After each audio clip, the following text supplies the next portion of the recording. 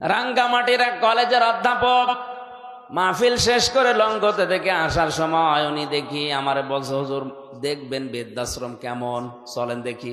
যে দেখি কাঁদতেছে কলেজের অধ্যাপক। ওর মা বলছে, বাবা আমি যখন মারা যাব তুই আমার মাথার উপরে ফ্যানটা পাল্টিয়ে দিবি। মা বলছে, মা ছেলে বলে, মা তুমি তো মারাই যাবা, তখন আবার ফ্যান পাল্টিয়ে করবো কি? মা চোখের পানি ফেলে দিয়ে বলে, সন্তান আজ 3 মাস আমি এখানে আছি, এ ফ্যানটা চলে না। কর্তৃপক্ষকে বলেছিলাম, ওরা আমার কথা গুরুত্ব দেয় না। তুই টাকা পয়সা তো পাঠাস না, এই জন্য ওরা আমার সেবা যত্ন করে না।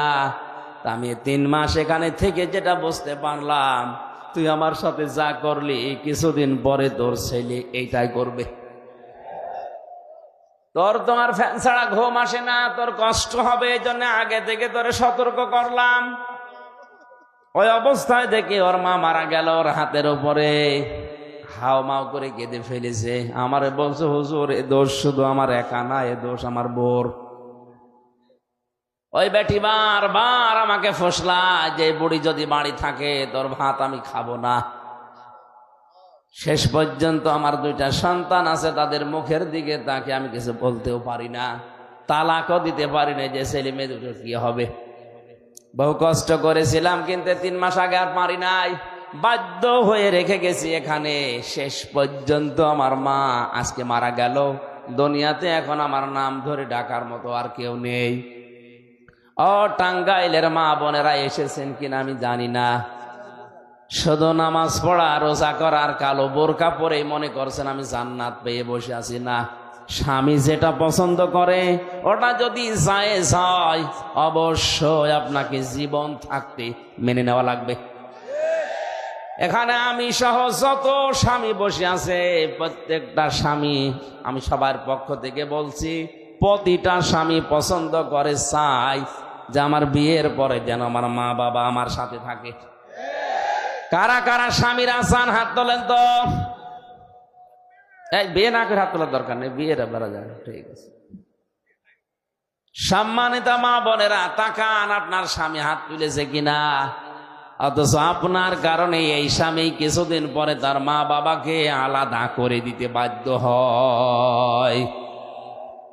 আপনি জান্নাত যেতে পারবেন না শুধু নামাজ পড়ে রোজা রেখে কালো বোরকা পরে না, মা বাবার সাথে, শ্বশুর শাশুড়ির সাথে নিজের মা বাবার মতো আচরণ করা লাগবে। আমি জামাই একজন, আল্লাহর কসম কোরআনে কারিমকে সাক্ষী নিয়ে বলছি, আমি আমার শ্বশুর শাশুড়িকে যে নজরে দেখি, আমরা যারা জামাই আছি শ্বশুর শাশুড়িকে যেই নজরে যেই মহাব্বতে আমরা দেখি, বউগুলো যদি আজ বাংলাদেশে ওই নজরে দেখতো, কোনো পরিবারে কেউ সন্তান আলাদা হতো না। আপনি মনটা উদার করেন না কেন? নবীজি জানিয়েছেন, কোন স্ত্রী যদি চায় যে তার স্বামী আরো বেশি দিন বেঁচে থাক, স্বামীর সন্তান, স্বামীর সম্পদ, স্বামীর মান ইজ্জত বেড়ে যাক, সে যেন 2টা কাজ করতে বলে স্বামীকে।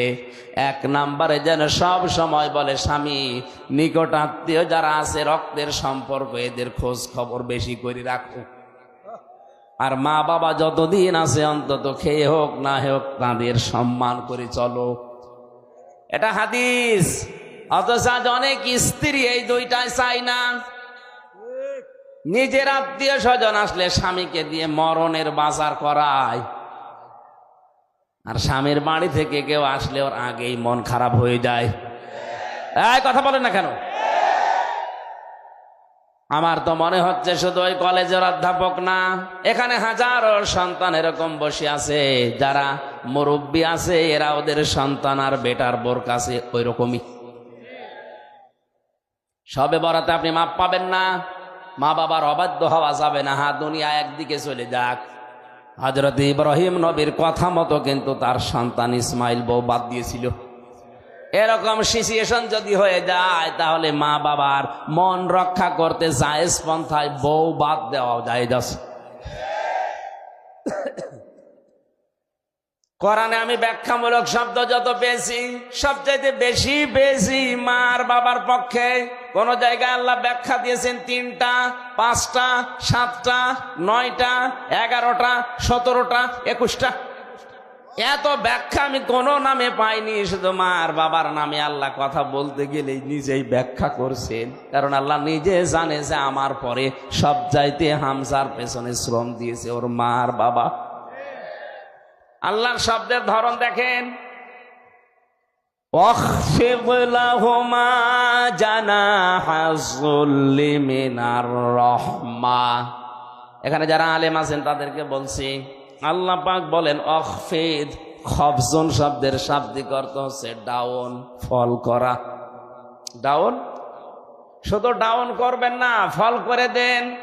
জানাহন মানে ডানা, জিল্লুন মানে নম্রতা বা ছায়া, 2টা অর্থ আছে। মিনার রহমা, দয়া।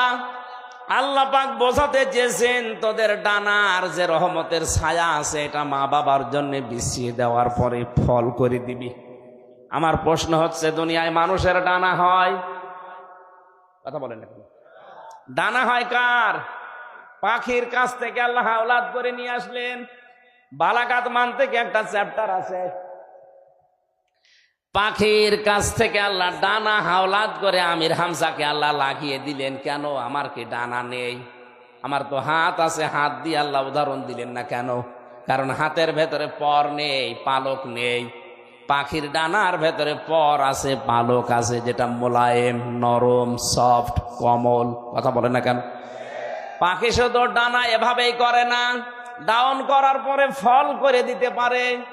তখন ওই বাচ্চারা ওর নিচে গিয়ে চিচি করে আওয়াজ দিয়ে একটা অনির্বচন সুখ অনুভব করে। আল্লাহ যেন বোঝাতে চেয়েছে, হামজা তোর মা বাবা জীবিত অবস্থায় তোর সাথে যতদিন আছে ওরা যেন মনে করে আমার হামজা থাকতে আমাদের আর চিন্তা নেই। ও বাংলার মুসলমানেরা, আমরা যারা সন্তান আছি আমাদের মা বাবারা কি এরকম মনে করতে পারছে? আজ পারছে না। যে সমস্ত কারণে, তার অন্যতম কারণ আমার বউ। কথা বলেন না কেন?